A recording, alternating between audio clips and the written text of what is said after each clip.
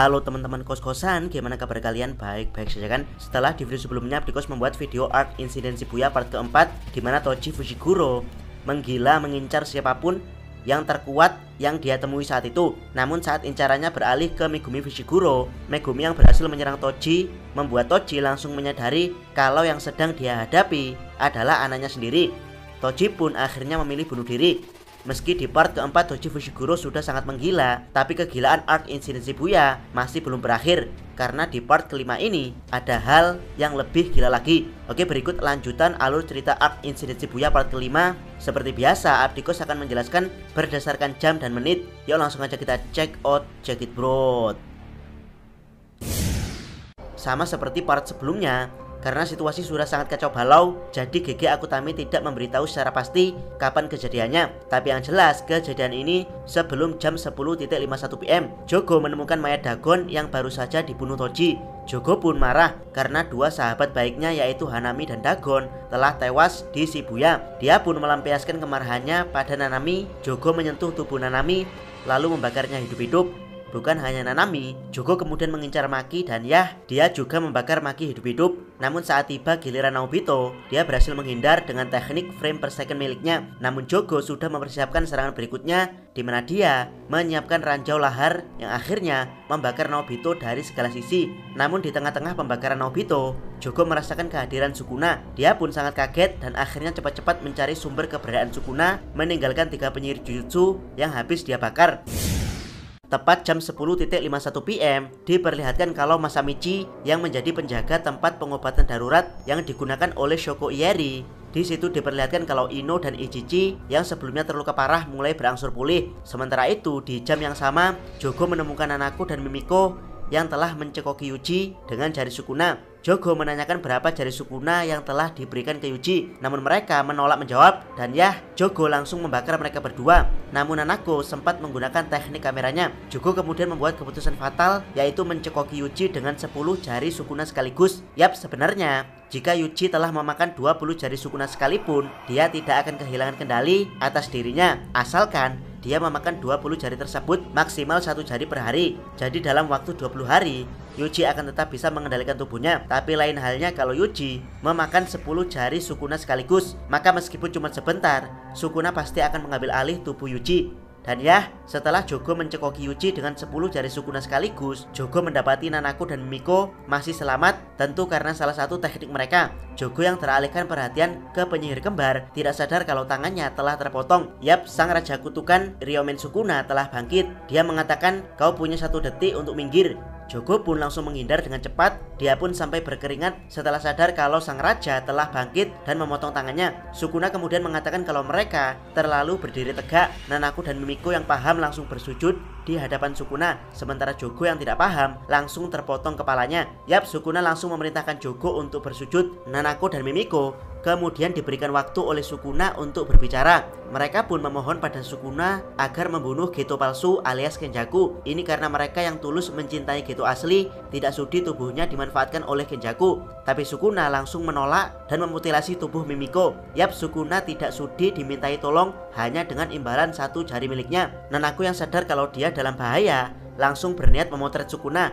Tapi terlambat, Sukuna memotong kepala Nanako. Ingat, kepalanya bukan lehernya. Jadi kepala Nanako benar-benar terbelah. Setelah itu, Sukuna langsung mencincang Nanako hingga tak berbentuk. Setelah membunuh 2 penyihir kembar, Sukuna kemudian mengincar Jogo. Sama dengan penyihir kembar, Sukuna memberikan kesempatan Jogo untuk berbicara. Tapi berbeda dengan si kembar, kali ini Jogo tidak berani meminta sesuatu pada Sukuna. Dia hanya ingin membangkitkan Sukuna. Selebihnya terserah Sukuna. Namun Jogo menyarankan ke Sukuna untuk membuat sumpah pengikat agar tubuhnya tidak kembali diambil alih oleh Yuji. Namun dengan santuy, Sukuna mengatakan itu tidak perlu, karena dia punya rencana sendiri. Yang ingin Sukuna lakukan saat ini adalah membunuh semua manusia di Shibuya dan hanya menyisakan 1 orang. Jogo pun setuju dengan tindakan Sukuna ini. Meski Sukuna terlihat sedang memihak para kutukan dengan berniat menghabisi seluruh manusia, tapi bayarannya adalah pertarungan sampai mati dengan Jogo. Sementara itu, Megumi yang kelelahan habis bertarung dengan Toji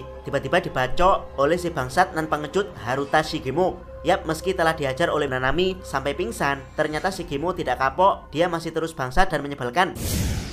Di tempat lain, tepat jam 11.01 PM, Kusakabe dan Panda terlihat berpatroli di luar stasiun Shibuya. Panda sendiri meminta Kusakabe untuk segera masuk ke lantai B5F untuk misi penyelamatan Gojo karena semua penyihir sedang menuju ke sana. Namun Kusakabe malah mengajak Panda berpatroli di luar stasiun dengan alasan mencari apakah ada anak-anak yang masih tersesat di situasi kacau ini. Padahal intinya Kusakabe ini takut untuk masuk ke lantai B5F karena taruhannya adalah nyawa. Mereka berdua kemudian bertemu dua mantan keluarga Geto yang mana berbeda dengan Nanako dan Miko. Mereka memilih membantu Geto palsu alias Kenjaku. Alasannya karena tujuan Kenjaku yang memenjarakan Gojo akan membuat dunia semakin kacau sehingga berpotensi memusnahkan para monyet dalam kurung manusia. Dengan begitu, roh kutukan akan semakin sedikit dan jumlah penyihir akan semakin banyak. Mendengar penjelasan dua penyihir keluarga Geto ini, Kusakabe seperti mendapat durian runtuh. Dia yang berniat menghindari lantai B5F karena takut bertemu penyihir atau roh kutukan tingkat spesial, kini malah bertemu dua penyihir Kroco. Kusakabe berniat memanfaatkan mereka untuk mengulur waktu.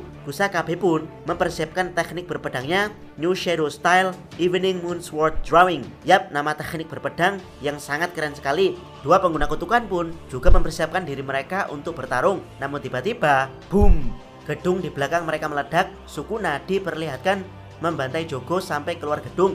Cuman segitu kemampuanmu arwah terkutuk, kata Sukuna meremehkan Jogo. Jogo yang babak belur langsung kembali bangkit. Dia mengeluarkan teknik Disaster Flames miliknya. Namun dengan cepat Sukuna bergerak dan langsung memotong tangan Jogo sehingga teknik Disaster Flames dibatalkan. Sukuna kemudian mencengkram kepala Jogo dan membenturkannya ke atap gedung. Di sini Sukuna menunjukkan kelasnya sebagai raja kutukan yang sangat kejam. Bukan hanya membenturkan di atap, Sukuna terus membenturkan Jogo dari lantai atap hingga lantai tengah gedung. Jogo bukan hanya muntah darah, tapi mukanya sampai penyok-penyok karena bulian dari Sukuna ini. Sukuna kemudian mencengkeweng Jogo dan kembali memprovokasinya agar lebih bersemangat untuk menemaninya bertarung. Jogo dengan tanpa ragu langsung membakar hampir setiap lantai gedung, lalu keluar mengejar Sukuna. Kali ini Jogo mengeluarkan seluruh kemampuannya. Dia menggunakan teknik yang luar biasa dahsyat, yaitu Maximum Meteor. Sementara itu Kusakabe dan Panda yang mencoba kabur untuk menghindari petarung kelas spesial masih terus dihadang oleh dua pengguna kutukan. Saking paniknya Kusakabe yang tidak juga bisa membuat sadar dua pengguna kutukan kalau saat ini mereka semua dalam bahaya. Kusakabe mengibaratkan kalau ada gajah yang sedang menari di atas para semut. Dan ya, Jogo dan Sukuna adalah gajahnya, sementara Panda, Kusakabe, dan dua pengguna kutukan adalah semutnya. Belum sempat Kusakabe bilang agar mereka lari, tiba-tiba Sukuna berada di samping mereka. Sukuna memerintahkan agar keempat orang yang ada di dekatnya tidak lari. Dan ya, akhirnya kita diperlihatkan serangan dahsyat Maximum Meteor milik Jogo, di mana sebongkah batu meteor api jatuh menuju mereka. Tentu saja keempat manusia sialan ini berada di situasi paling sial dalam kehidupan mereka. Mereka lari akan mati dibantai Sukuna, mereka diam akan mati digencet meteor Jogo. Saat Sukuna memperbolehkan mereka untuk lari, saat itulah meteor Jogo menghantam mereka. Banyak bangunan hancur karena teknik dahsyat Jogo ini. Jogo sendiri yakin meski Sukuna sekalipun pasti akan terluka jika terkena serangan Maximum Meteor miliknya. Namun Sukuna tiba-tiba muncul di sampingnya dan mengatakan kalau kena. Yap, intinya Sukuna berhasil menghindari serangan Maximum Meteor milik Jogo. Sukuna kemudian memprovokasi Jogo agar menggunakan perluasan wilayahnya. Tapi Jogo sadar kalau dia pasti kalah bertarung melawan perluasan wilayah Sukuna. Pada akhirnya Sukuna menghargai kemampuan tempur Jogo. Dia pun berniat melawan Jogo dengan teknik dia yang lain, yaitu api. Jogo sangat terkejut karena selama ini Sukuna terkenal dengan teknik menebas dan memotong apapun. Sukuna mengatakan kalau dia tidak akan curang dengan memberitahu tekniknya. Yap, Sukuna berniat menghadapi serius Jogo dengan teknik rahasianya. Ini karena Sukuna menghargai betapa kuatnya Jogo. Sukuna kemudian membentuk apinya menjadi panah lalu beradu api dengan Jogo. Jogo yang sudah yakin akan kalah tiba-tiba masuk ke alam bawah sadarnya. Dia bertemu Hanami dan Dagon. Yap, mereka bertiga adalah kutukan tingkat spesial yang bersahabat dekat. Impian Jogo adalah bisa kembali bersama dengan Dagon dan Hanami setelah mereka dibangkitkan kembali dalam wujud manusia alias bereinkarnasi. Namun tiba-tiba Sukuna berhasil masuk ke alam bawah sadar Jogo. Yap, Sukuna ternyata juga bersimpati dengan impian para kutukan ini. Dia mencoba menyemangati Jogo dengan mengatakan kalau dari semua musuh yang dia lawan selama 1000 tahun ini, Jogo tetap yang terbaik. Ingat, Sukuna mengatakan kalau Jogo yang terbaik ya, bukan yang terkuat. Sukuna kemudian mengatakan, banggalah, dirimu itu kuat. Dia pun mengucapkan salam perpisahan ke Jogo dan membakarnya hingga hangus. Dengan begini, geng kutukan di masa kini hanya tersisa Mahito seorang. Di pembahasan berikutnya, Sukuna akan menghadapi musuh yang hampir selevel dengannya. Siapakah dia? Nantikan di pembahasan alur cerita Arc Insiden Shibuya part ke-6. Jangan lupa subscribe channel Otakos dan jangan lupa share video ini sampai salam mi.